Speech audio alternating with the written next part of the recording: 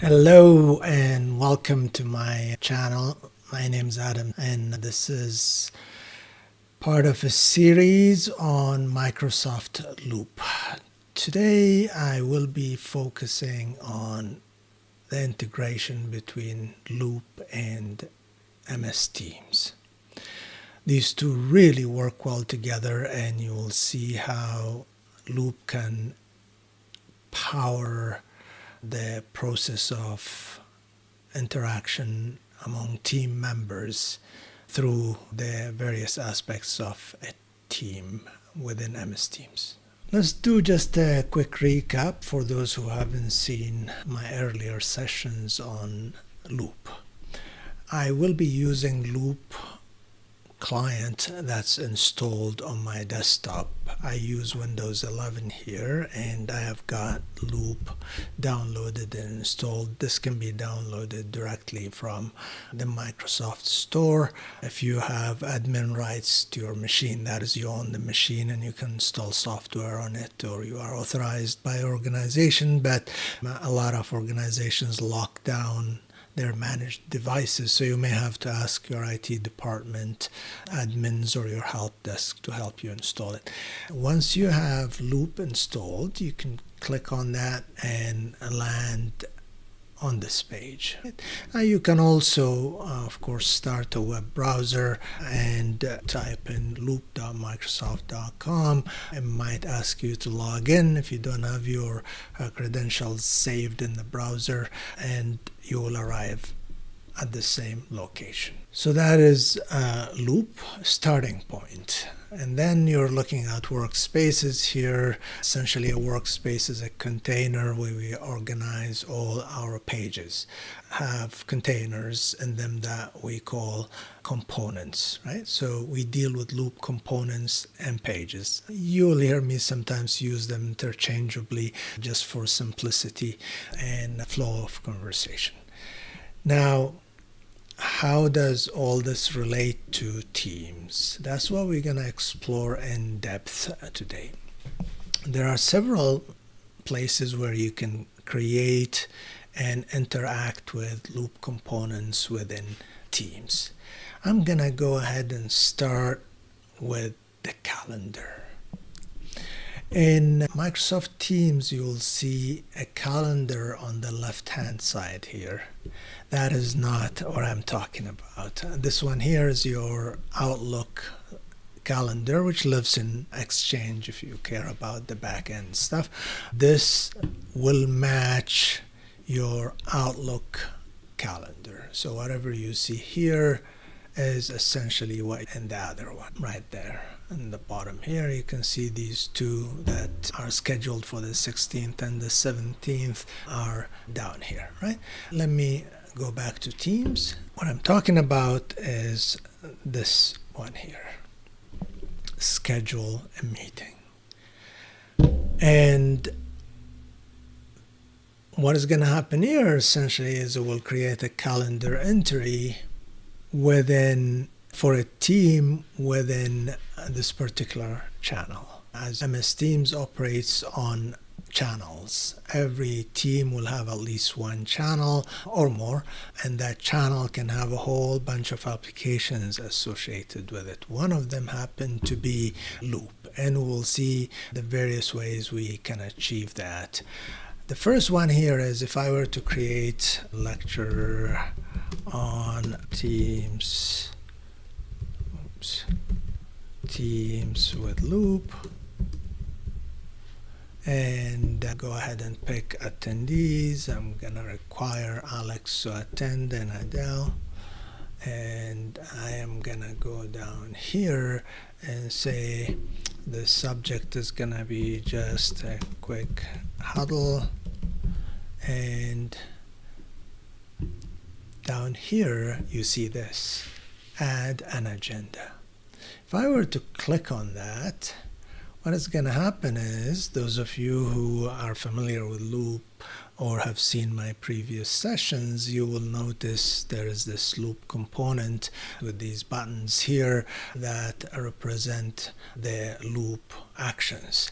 There's a new one here that's dedicated to this particular location, which is the calendar within Teams, that will either make this visible or invisible to the attendees. And here, this is just a regular loop component into which I can come and insert things like tables, etc. I can add headings, calendar, voting tables, and so on. So maybe I'll just plug in a voting table here that says thoughts to be solicited.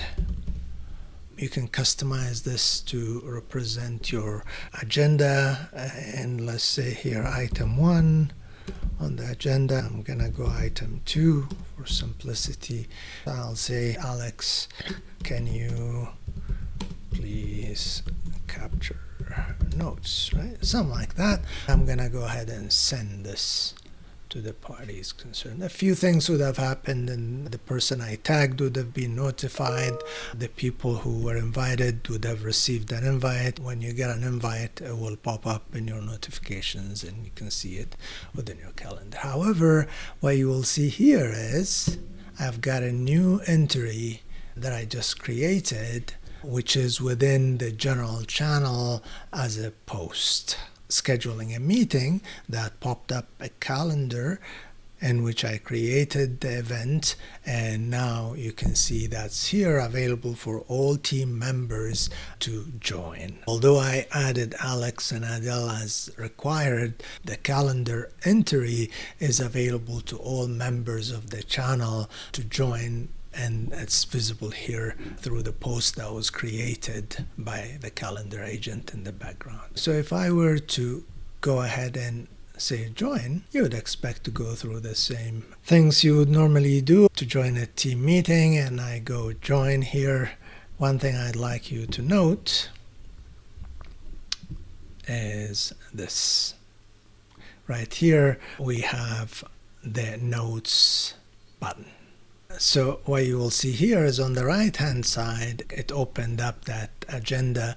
There are items that I added and the meeting notes that I requested Alex handle on our behalf. Meeting started on time or ahead of time in this case, etc. And this is just a regular loop component, as you can see here, but it has specific sections that are useful for the purpose of conducting our meetings. I can add follow-up tasks here, assign, for example, to task name, something to be done by, I am gonna correct that,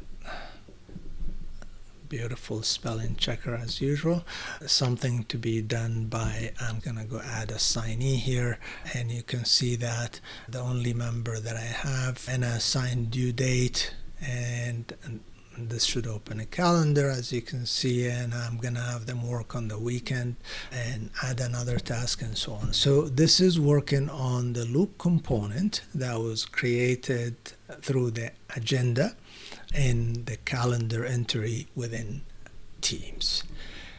How does this relate to loop? Again, if you have seen my series, I had a session where I discussed where is what, exploring where are the files that are created in different locations via clients such as Outlook and Teams and so on. I am going to go ahead and go back to loop. So in loop, what you will see is we have this special location called meeting notes. If I were to click on that, what is going to happen is you will see that from there it would show as right there.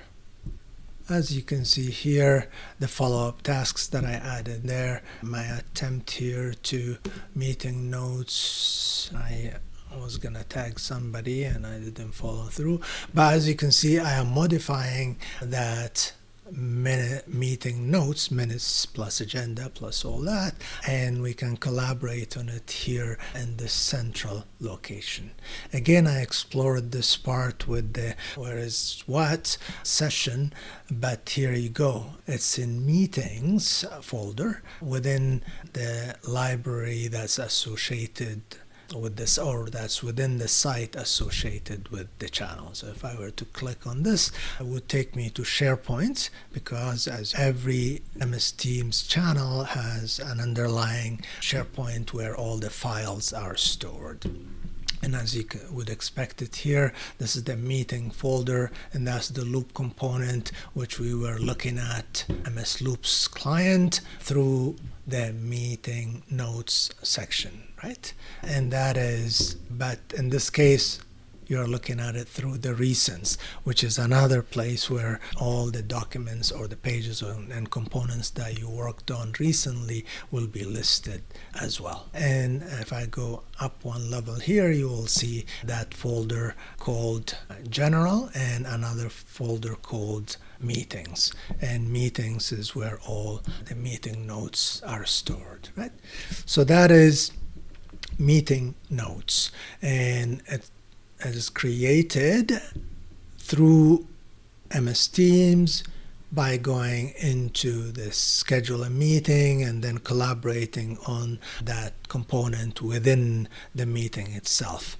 Only if you added meeting notes, meaning if you see up here, you will notice the absence of that button there because I did not enable the agenda in a meeting item or an event that I created and then added agenda to. If that's how I joined the meeting, then you would see it. Otherwise, you would not. In other words, if I were to schedule a meeting here and do not select add an agenda, and I go ahead and send it to myself, and I'm gonna go ahead and send it, what you're gonna see here is that I will have an invitation in the email and notification here as well.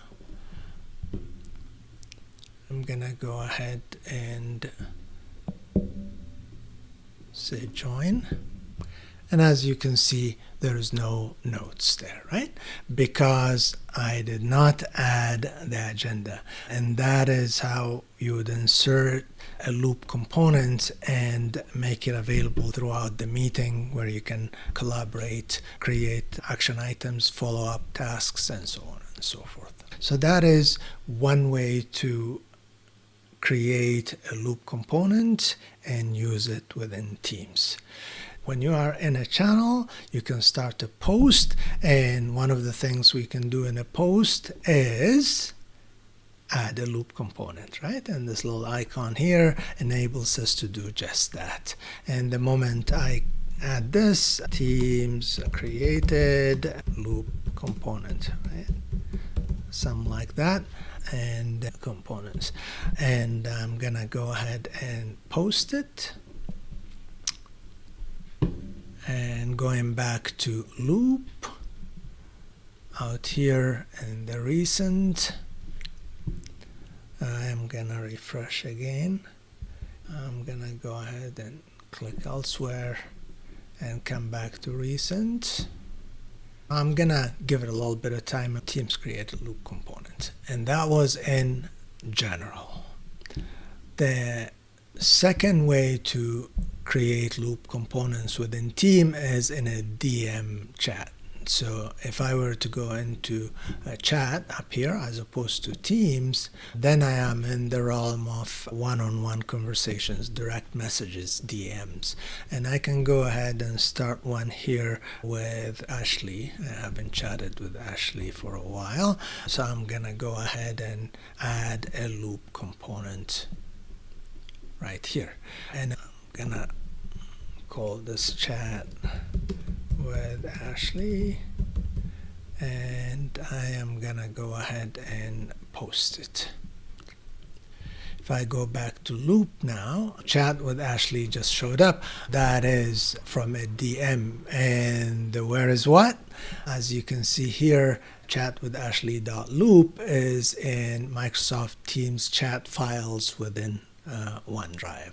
That is where the .loop file resides. So that is the association between Loop and Teams. And you can see that is really powerful way to collaborate just natively, seamlessly within Teams using a unified experience that is the Loop components, and you're guaranteed that the content is centralized, version governed, and all that good stuff that comes with it, without copies of Word documents and Excel sheets floating around and creating version nightmare. So hopefully that gives you an incentive to start using Loop with Teams, and if you already are, then hopefully you get a tip or two from the way I have presented it in this session. Thank you again for being here. See you soon.